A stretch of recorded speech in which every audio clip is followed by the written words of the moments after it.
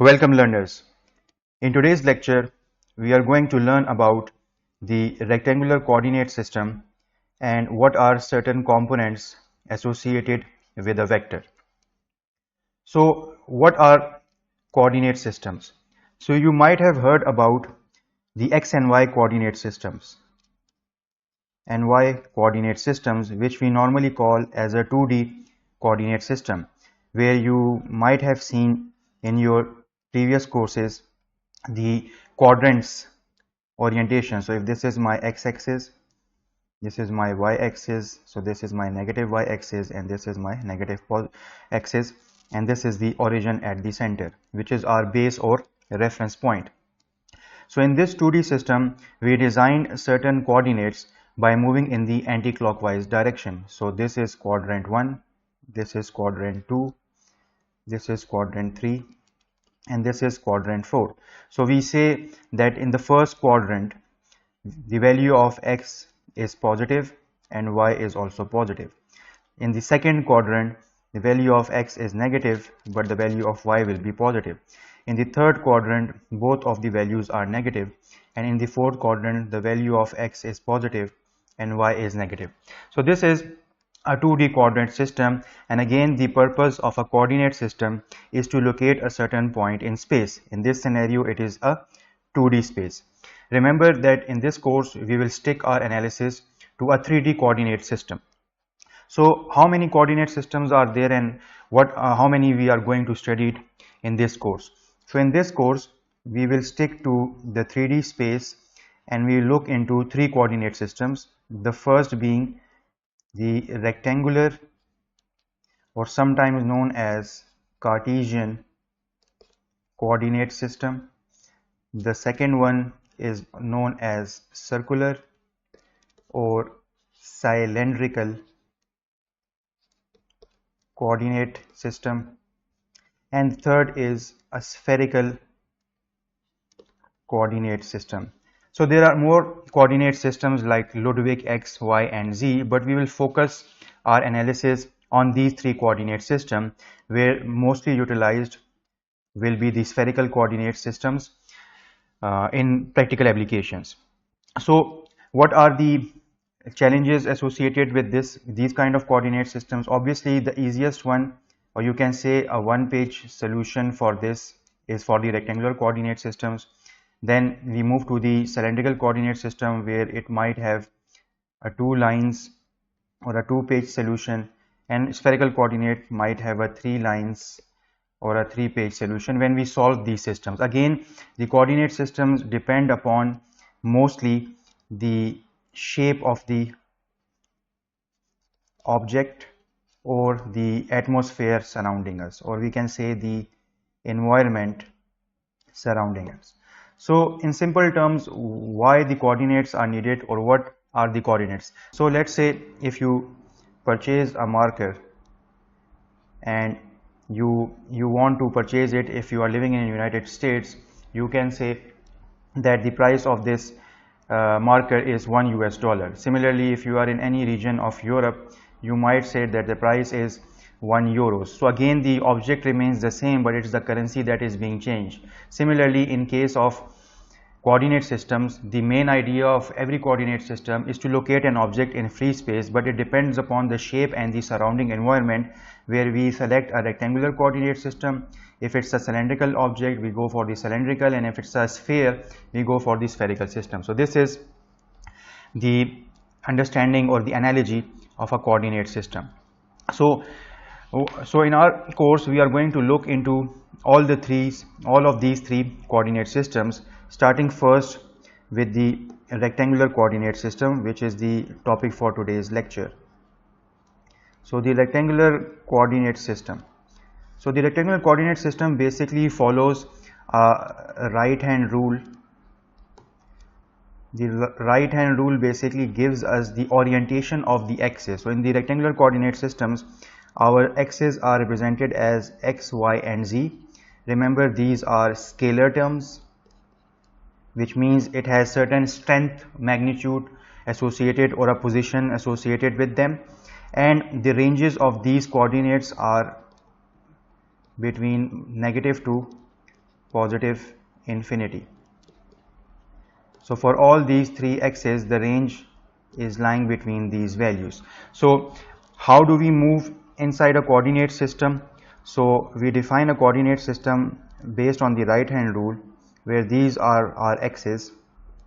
So z-axis is the vertical side, y-axis the horizontal, and x-axis is something that is coming towards you out of this screen on which you are watching this lecture, and the center point or the reference point is considered as origin. So we can look at this based on this right hand rule, where the thumb of the right hand points towards the z-axis and the finger point towards the x-axis and the middle finger goes towards the y-axis. So normally in the books, whenever we curl our fingers from straight towards making a full punch, or we combine the fingers together as we move from x to y, so we say this position is x, and when the full punch is created, we say it is the y-axis. So that is why, or that is how we use the right angle coordination systems, or the right hand rule as it is mentioned in the book, to figure out the given axis. So coming back to the angles associated with the axis. So these are the right hand rule denominations or the standards that we use for defining the axis. Another thing associated with the axis is that how we are going to move inside the axis or detect any object. As we mentioned, quadrants in the 2D domain. So for the xyz coordinates, we normally move in the anti-clockwise direction to define the angles associated or the movement between the axes.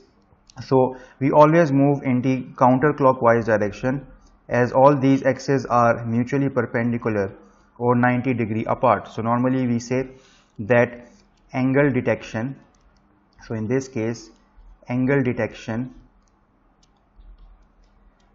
is always 90-degree counterclockwise.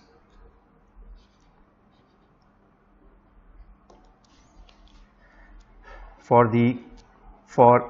let us assume for all the coordinates, even the cylindrical and spherical. So for all the coordinates, the motion will be in the 90 degrees. So our flow will always be from x to y, then y to z, and again back from z to x, and all these are 90-degree apart, or we use a term for this 90-degree, they are mutually orthogonal.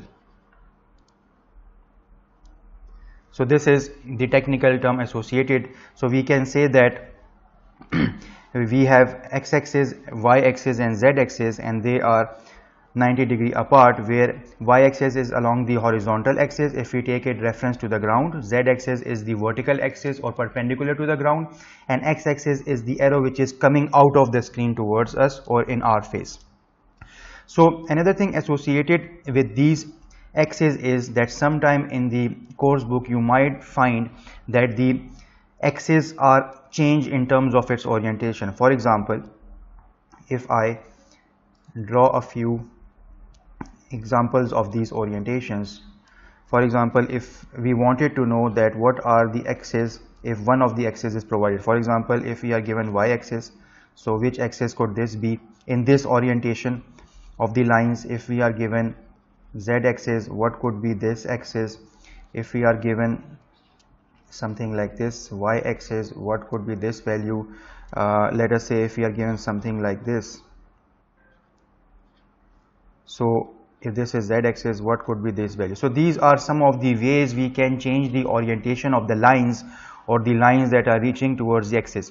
So again, remember, as we mentioned, that the angle is always 90-degree counterclockwise or anti-clockwise. So this means that we can select our values if we move in the 90 degrees. So whenever we are, let's say, on z-axis for the first example, and we want to move to the other axis, we know that we'll always move with a 90 angle degree. So if we look at our base diagram, this portion, we see that when we move from the z-axis 90 degree, we reach to the point of x-axis. This means that our unknown axis will be x-axis from this side. But there is another thing. We are talking about the 3D space, so which means there should be a second axis at this point. So what that could be? So the second axis is going to be negative y-axis. So these are the two axes which we can opt for. Why negative y-axis? Again, if we move 90 degree from z toward x-axis, the first axis could be the x-axis, but you can see that there is another axis which is the negative y over here. So we encountered two axes, negative y, and then the final point will be the x-axis, because this is a 3D system. So these are the two unknowns which we can get. Similarly, for the second example, if we are at y-axis and we want to know what is the value of the other two axes, we move 90 degree from y towards the next axis. So we know that if we move 90 degree from y, we will go towards the z-axis, or it could be a negative x-axis. So the other axis is the negative x-axis. Similarly, again from z to 90 degree, so we will again have x and negative y. Similarly from y, so let's do x-axis over here to complete the scenario. If this is x, what could be the other one? So if we move 90 degree, this will be either y-axis or it could be negative z-axis. So these are the scenarios where you can use the angles or anti-clockwise rotation to know what are the missing two axes. Another thing that we associate when working with the rectangular coordinate systems is basically to know the orientation of the unit vectors. So for the time being, we haven't studied the unit vectors at the moment, but just for your information, we'll write these things. In the next lecture, we are going to talk about the vector multiplication, but just to give you an idea. So if we again have the right hand coordinate system of x, y and z, so we assign a certain unit vector. For the time being, assume it is ax, ay and az. So unit vectors basically give us the direction and it completes our vector orientation. So for the time being, remember unit vector are along the x-axis, y-axis and z-axis, and they are termed as ax, ay and az. So if we are doing the dot product between the axes, so what is dot product and what is a cross product, we'll look into this in detail in the coming chapters, lectures.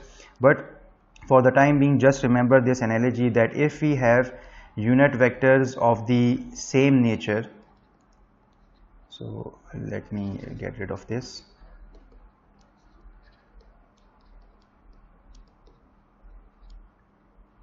So if we have unit vectors of the same nature, which means ax is getting multiplied with itself, so we say that the result will be a 1 or unit value. But if we have unit vectors getting multiplied with their orthogonal vectors like ax dot of ay, then ay into dot of az and az with the dot product of ax, then the output will be 0. So this is when we are doing vector multiplication in terms of dot product. Again, what is dot product? We'll have a look in the next lecture. Similarly, if we are taking the cross product, which is again a form of vector multiplication, so you just remember if both the vectors are of same nature, and this analogy applies to all the coordinate systems that we are going to study, the output will be 0. And if they are of the opposite nature, so again these are all vectors, the output will be 1. So this is for the time being the relevance of the unit vectors and how they are getting multiplied with each other. So again we will look into the dot and cross product in our coming lectures. So another thing that we want to know about the rectangular coordinate system is what are the planes associated with them. So planes is basically a visual way to analyze where our object may lie in free space. For example, again I'll draw the axis based on the right hand rule. So I have y-axis, x-axis and z-axis, and this is the origin. So normally we talk about an object lying in free space based on the planes. For example, if my object is lying over here, my object can be over here, my object can be over here. So how can we define this, or most of the problems in the book define them, their location, by talking about the planes. So the planes are what? So let us understand this. So let us say if I join z and y by this box, then I join my x and y with something like this, and if I join z and y to something like this, so let me make it a straight line, so it is something like this. So these are the planes that we have. So what does it mean? Whenever you have x-axis, the opposite of x-axis is what we call x equals to 0 plane, or we can see that the object over here is just lying between y-z plane. So this object will be defined that it is located in x is equal to 0 plane or in the yz plane. Similarly, if you look at the y-axis, opposite to this is a plane known as y equals to 0 plane, or you can say it is the xz plane, because we are just looking for the object in this vicinity.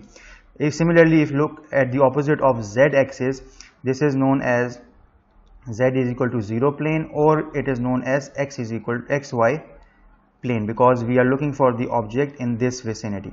So these are the representations of the planes. To make it more simpler, let us see what will happen if we move the values or change the values of x equals to 0, y equals to 0 and z equals to 0. So these are by default the locations of these plane, but if we have a positive or a negative value of these planes, how they are going to appear visually.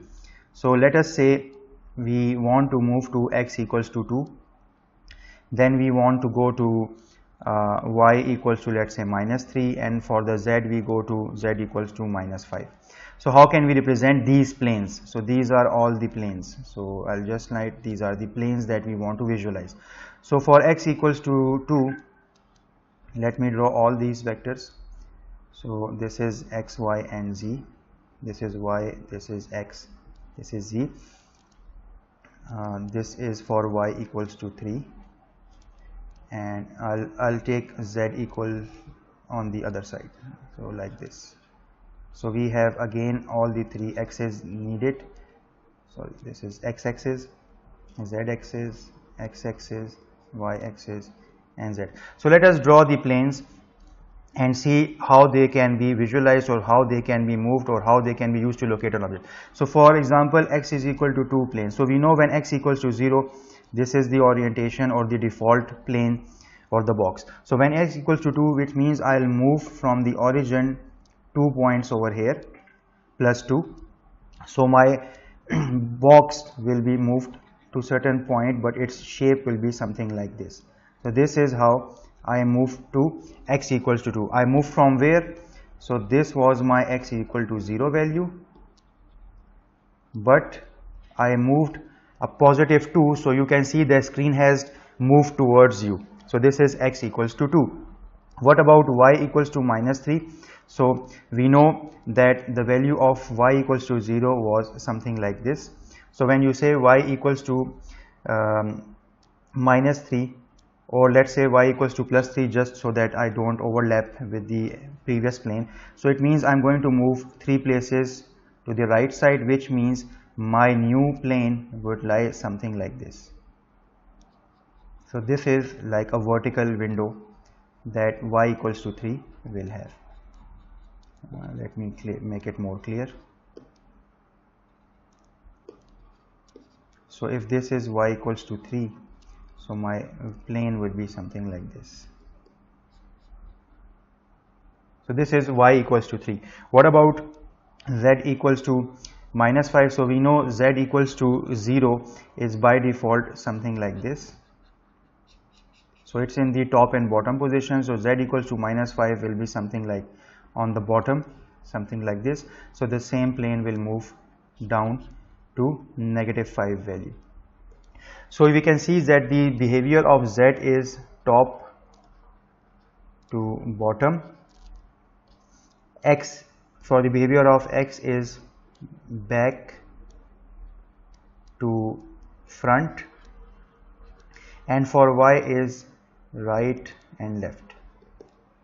So this is how the planes are, and hopefully you will keep these planes formations in mind, because whenever we are trying to locate a certain object in the rectangular or Cartesian coordinate systems, we need to know where the planes are existing. So again, the planes are most clear in this visual. So this portion here is basically the x plane, this box. So for the y plane, let me change the pointer. So this portion is for the y equals to 0 plane, and you can move in any value of y, and for z is equal to 0 or any positive value of y, we basically take this upper half.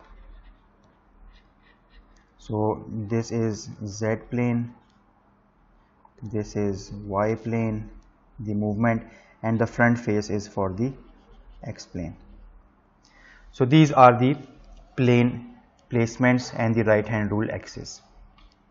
So now let's come to another topic which is related to a vector quantity. Again, just to revise, vector was represented by a straight line and an arrowhead, and in our lectures we will be using an alphabet with the arrowhead on top of it. A vector has a tail and it has a head, or sometimes known as a tip in some of the literature books.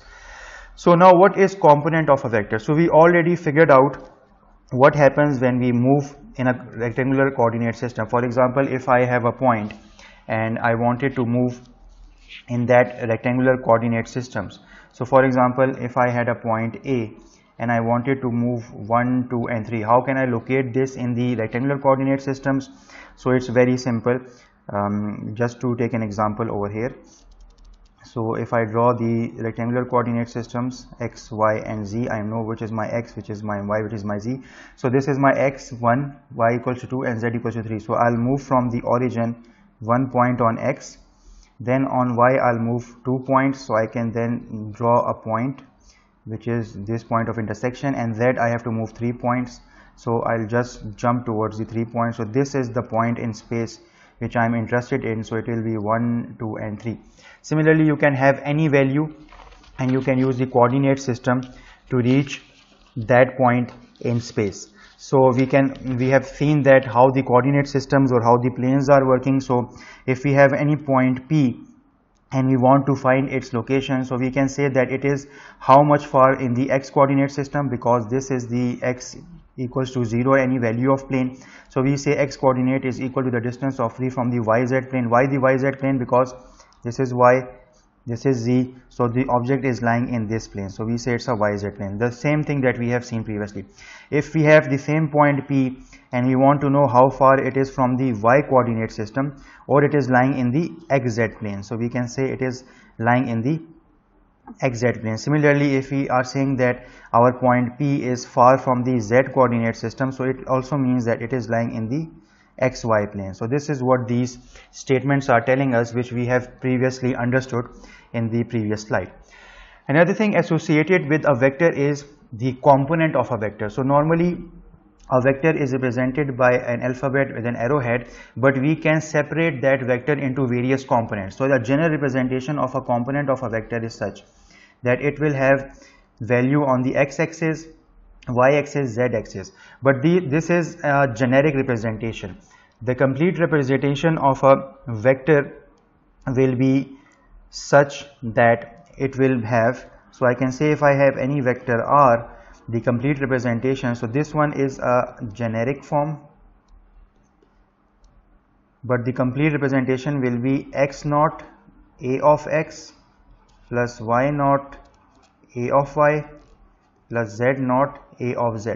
Now what is happening over here is that the vector is represented by its scalar values like x naught, y naught and z naught. Those scalar values are the axis or the coordinate system that we are utilizing. For example, if we are working to locate an object P in the rectangular coordinate system, so the value of x, y and z are the scalar values which are shown over here or circled over here, and the values of ax, AY and AZ, as you can see it's a vector, are the unit vectors that represent how much we are moving on the x-axis. So now we are going into the unit vector. So it means that if I have a value of AX, so I am moving in the positive x direction. If I have a value of AY, I am moving in the positive AY direction. If I have a value of AZ, so this is the unit vector in the positive x direction, and normally we take its value to be a positive value.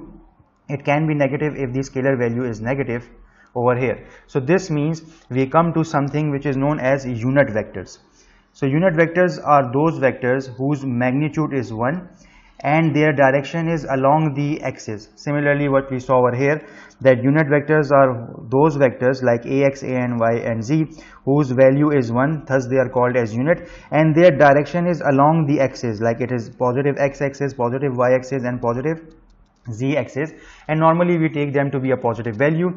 Again, in the book that we are studying, they are using the symbol with bold representation for unit vectors, but in my lecture series we will stick to the alphabets having an arrowhead on top of them. And if you have studied about unit vectors in your courses related to physics, we use the terms I cap, j cap and k cap, which are also representing the unit vectors, but this is if you are studying courses specifically for physics domain. But in engineering we will be utilizing these two terms, but in my lectures I'll be going with this one. So again, as I mentioned, that a complete vector will have its scalar components and its unit vectors shown by the arrowhead, and it is all lying in a rectangular coordinate system RCS. So this is a unit vector. Now what is a position vector? So the next thing we learn is a position vector. So to put it in simple words, position vector is, let's say for example, I have a rectangular coordinate system. We will take the example over here, and so let me draw it over here, then it will be more easy. So we stick to the rectangular coordinate system. This is z-axis, this is y-axis, and this is, so whenever we have any point in space, let's say here, and its value can be x, y and z, and we have origin over here. So whenever we connect or create a vector such that its tail is emerging from the origin and its head is basically reaching towards the point, so we say this kind of a vector is known as a position vector, normally represented with r of p. So a distinction of a position vector with other vector is that position vector is always originating from the origin and then its head or tail goes towards the point in space. So this is known as a position vector. How do we represent a position vector in its components? So we have an example over here. For example, if we have this point p of 2, -3 and 1, and we want to represent it in terms of its position vector and its components, so we use the rectangular coordinate system. We know a position vector is always going to originate from origin. Now we locate its points. So we know that 2, -3 and 1 are the scalar components, and ax, ay and az are the unit vector along the axis. So it means if I want to locate this point, I will move 2 points on the positive x-axis, then I'll move 3 points negative y-axis, and then I'll move 1 point to the x-axis. So we can join this as such. So already the box is being joined, but just for, so we will move a positive point over here. So this could be our position vector that we have. So this is the point which we are having, and obviously it is coming from the origin, so this is going to be r of p as shown over here. So this is how we locate a position vector. And what are the components? So 2, -3, 1 are the scalar components, and the vector components are ax, ay and az. So this is an example of the unit vector and position vector. Now coming to distance vector. So now what is a distance vector? Basically, if we want to find the distance between two vectors, we represent it as a distance vector having representation of capital R with a subscript of capital P and Q. So what does it mean? Again, let us take this example. We have origin over here, and one vector is going towards Q. We know any vector that emerges from the origin is a unit vector, so we call this as r of q. This is our vector r of q.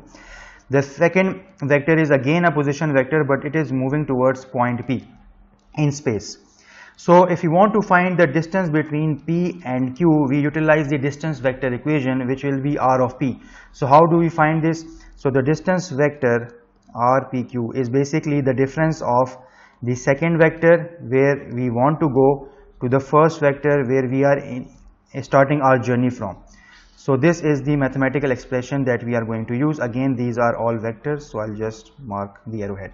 So for example, let's say our two position vectors are having the components values of 2ax minus 3ay plus az for P vector, and for Q minus 4ax minus 1ay plus 2z. So if you want to find the distance between P and Q, we just subtract these two values.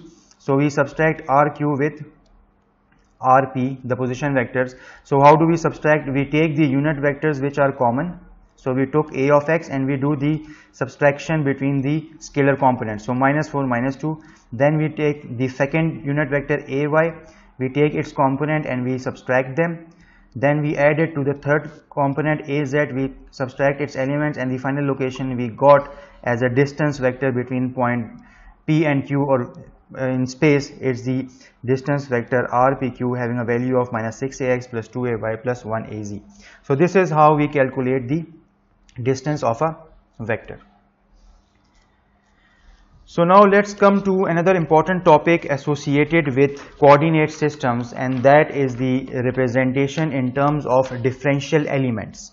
So differential element is a very important topic because it gives us an idea of how we can reach to multiple objects in space, or if we have any object that is far away from the origin, how we can calculate the energies that are applied on that object, or how we can locate it using the vector algebra.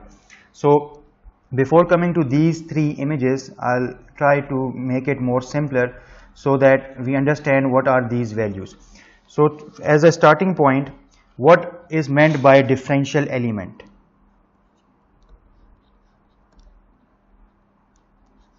So differential elements.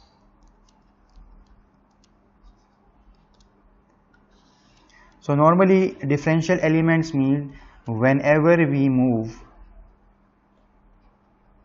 in space, whenever we move in 3D space, let's stick to 3D space, in smaller steps or with smaller distances, or if we cover smaller distances. If you are talking about vector, if we cover small displacements, to be more accurate, because distance is associated is a scalar quantity, but if we cover smaller displacement, which means in mathematics we represent it by a delta sign, but here we are going to represent it with the value of dx, dy and dz if we are moving in the x, y and z coordinate with a smaller step. So this is what is meant by differential elements. Now there are three kinds of differential movements we consider, and those are, the first being differential length, we represent it as d of L. The second being differential volume, we represent it as d of V, and the third being differential surface, we represent it as d of S, and it has a very unique equation, d of S multiplied with the normal unit vector. So we will keep these things in mind, and this applies to the other coordinate systems, but when we reach those topics we will have understanding of that as well. So now we first start with the differential elements, especially for the rectangular coordinate systems. So let us understand what is this about. So again, let me draw the differential coordinate system. For the rectangular coordinate system, the axis is using the right hand rule. We know we have y-axis, x-axis, let me clear this, x-axis and z-axis, and this is the origin. So let us say we know that a certain point P exists as a position vector from the origin to that point, so we call it R of P, and it has some coordinates. Okay. Now let us say we want to locate another point which is over here, and let us use another ink for that. So let us say I want to locate another point in space and I call this P of dash. So I want to know how far is this new point P dash from the origin. But in order to reach to this new P dash, we say that it's afar from the origin, as visually we can see, but we have a reference point in between, which is point P. So why don't we use this point P as a reference point and then reach to P dash, so the distance will be less. So if we move from P to P dash, this will cover a small distance. Rather, we have moved from origin to P dash, which would have been a longer distance. So what we say is, moving from point B to a new point P dash gives us a small or a differential distance, which we call as d of L. So one thing to remember, that where we are going to use differential length, differential volume and differential surface. So as the name suggests, whenever we are dealing with any object that is in the form of a line or a straight wire, we can find the object placed on a point placed on those objects with the help of differential lengths, as we have done over here, which is d of L. Similarly, if you are dealing with objects which are in the form of a cube or a room in your home, so we will use the differential volume concept. And whenever we are dealing with surfaces or areas where we want to find a point, for example on a piece of sheet, a thin piece of paper, then we apply the differential surface equations to it. So in our example, we are first looking into the differential line d of L, because we want to reach from point P to a new point P dash, which is having a small distance compared to if we have moved from the origin to the new point P dash. So this is the differential distance that we have covered, or the small distance we have covered from P to P dash. So the new points for P dash will be, as P had the value of x, y and z, the points for P dash will be x plus d of x, the small distance, y plus d of y and z plus d of z. So these are the parameters for P of dash, and you can see we have used the element of dx, dy and dz, representing these are small movements or a delta movement over here. So the differential elements for the rectangular coordinate system will be dx, dy and dz, and using these three elements we are going to figure out what is the mathematical expression for differential length dl, differential volume dv and differential surface ds. So let us take another scenario to make things more easy. So let us take an axis over here to better understand the graphs that we are going to see afterwards. So I am taking again the right hand coordinate system or right hand rule, and now let me draw something new on this. So let me draw the complete cube where we want to do the analysis. So this is my complete cube. So let us do the analysis on this as such. So we want to see now what is going to happen. So let us say that we have a point on the back of the cube. So this is point P, and we want to go to the front of the cube, which is P dash. So these are the 2 points that we have. So how can we find the distance between these 2 points? So point P is at the back. So let me write it over here. So P is at the back face of the cube, or normally we say it is x is equal to 0 plane. So if you remember the planes, now you will get an idea how we locate the objects or how they are placed. P dash is the front face of the cube of this square in the RCS system, and we want to move from the back of it to the front of it. So obviously it is covering a certain length, so I can say it is d of L, the small differential length. Again, the values or the coordinates for P and P dash will remain the same, which we have seen. So P dash will have these coordinates and P will have this. So how can we find the differential length? So differential length in this scenario is existing between front and back, but it can also be on the left and right side when y is equal to 0 plane. It can also be on the top and bottom where z equals to 0 plane. So I'll just write it again. the point P is now at x is equal to 0 plane, but this point can also be at y equals to 0 plane, and it can also be on z equals to 0 plane. Again, these planes mean that we are basically in the x and z plane or in the x and y plane. So you have to remember these planes as well.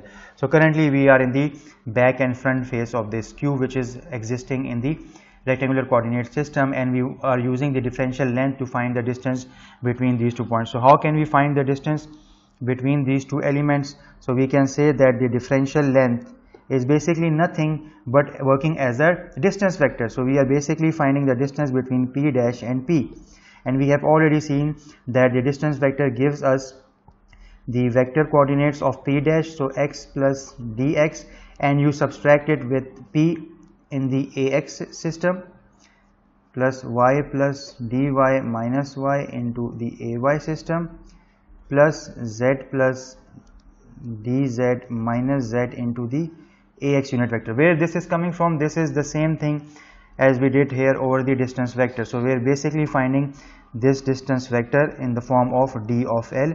We are utilizing this expression which we saw to find the differential length. So this comes out to be dx for along the ax unit vector plus dy along the ay unit vector plus dz along the az unit vector. So this is the differential length that we are having. We can also get its magnitude. So this will be dx square plus dy square plus dz square. So this is how we get the differential length from point P, which was on the back of this x is equal to 0 plane, to P dash, which was in the front of the x is equal to 0 plane. So this is how we find the differential length. Similarly, we can find the differential volume and differential surface in the rectangular coordinate system, or for any object which is in the rectangular coordinate system. So what is the differential volume? That is very easy. We know the differential elements are this one. So volume is just you multiply length into width into height, which comes out to be dx multiplied by dy multiplied by dz. So this is how you find the differential volume of any object or point in space in the rectangular coordinate system. What about the differential surface? So differential surface is again a similar way to find it. So differential surface of any point is basically, we again look into the differential elements, the first 3 differential elements, and we find differential surface as such. So we know the equation for the differential surface is the differential surface on that axis multiplied with a unit normal vector. So unit normal vector is what? So let us say if I want to find differential surface along the x-axis, I want to find differential surface along the y-axis, and I want to find differential surface along the z-axis.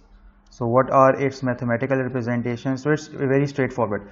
We go back to the differential elements, and along the x-axis we'll say that d of x is not present because it is x is equal to 0 plane. So our remaining elements will be dy, dz, and multiplied with the normal vector. So normal vector is something which is not the unit vector of y and z, rather will be a of x, something which is normal or 90 degree to the original vector.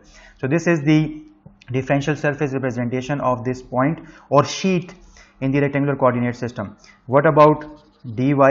So dy, we go to the differential element. This time dy will not exist, so we will have dx, dz, and the normal vector will be a of y, like this. And finally differential vector, surface vector for the z will be dx, dy multiplied with the unit vector which is along the z-axis. So these 3 equations are representing the differential surface of any object on a sheet existing in the rectangular coordinate system.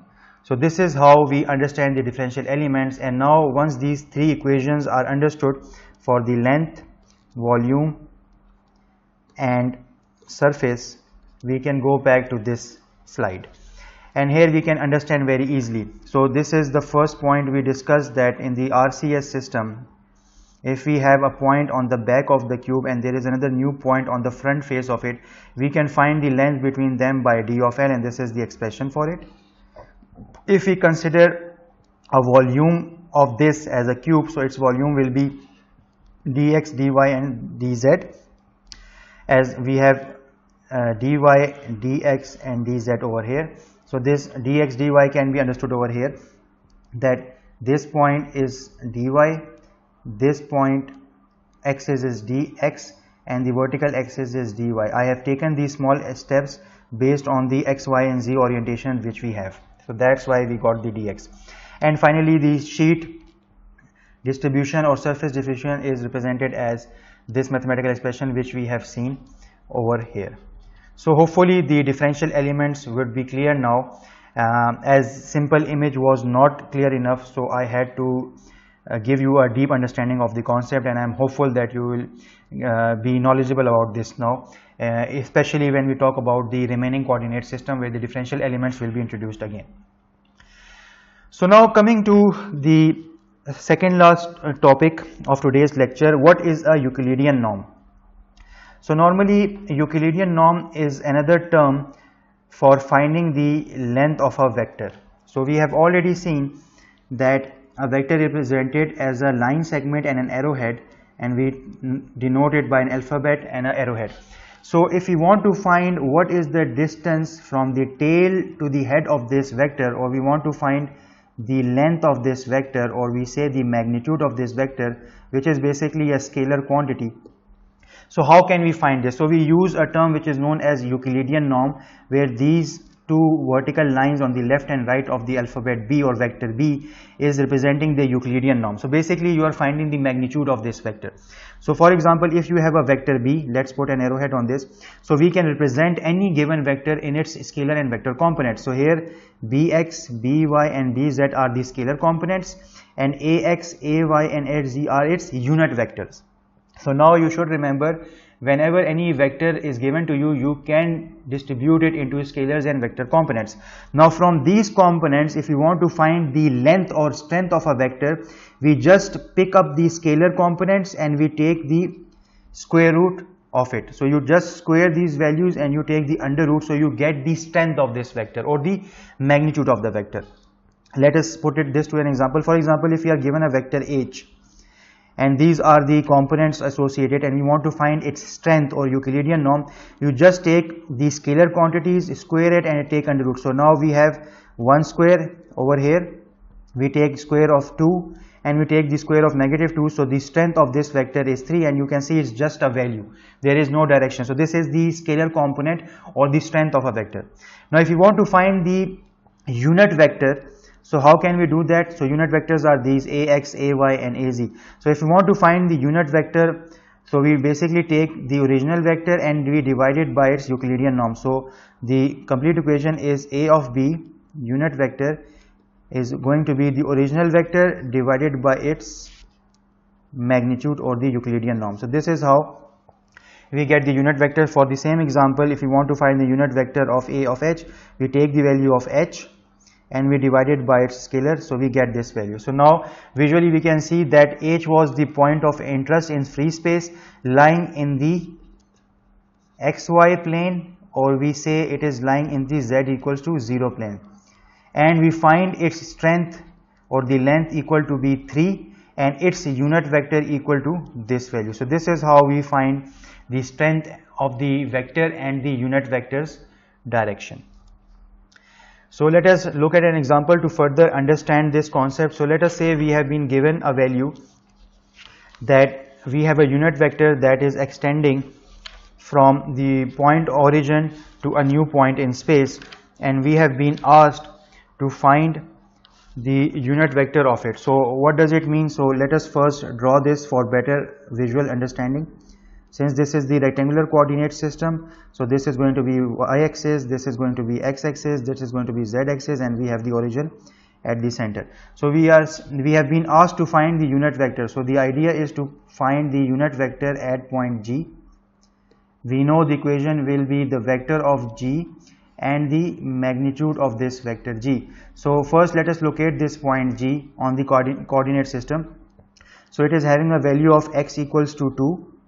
Then we have negative y equals to, let's say, -2, and then we have negative z, it is -1. So our point will be 2 over here, -2 over here, and then we have a point z, so we can make z point to be over here.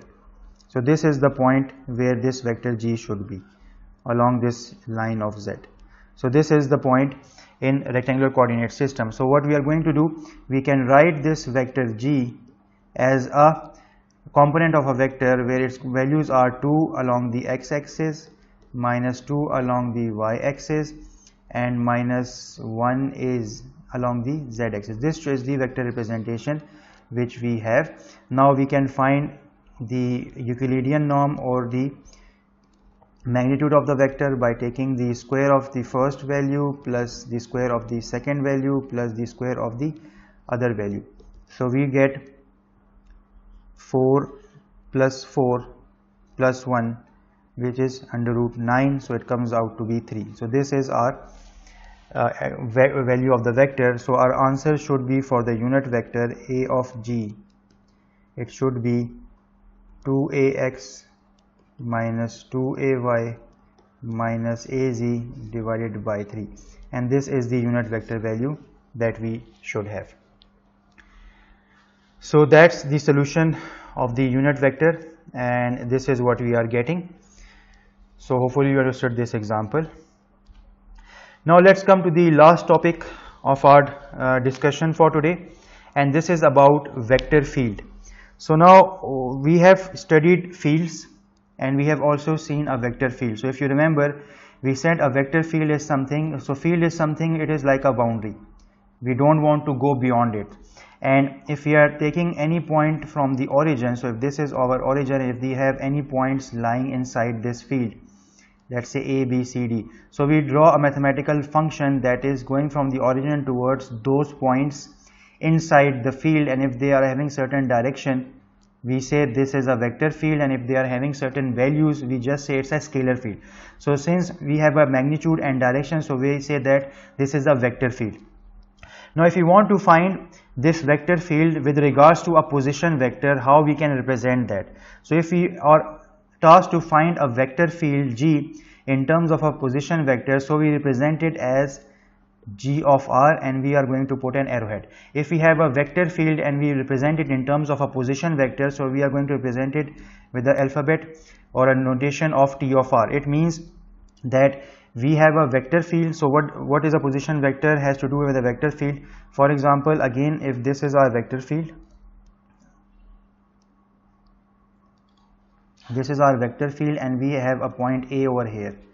So we want to know if this is a position vector r of a, then what is going to be its effect inside this vector field. So now this is what it means by linking a vector field to a position vector as shown over here. So the mathematical expression is with the representation of a vector field with g of r with the arrowhead, and if it's a scalar field, we represent it with t of r. So let's look at an example and see how we can solve numericals related to this.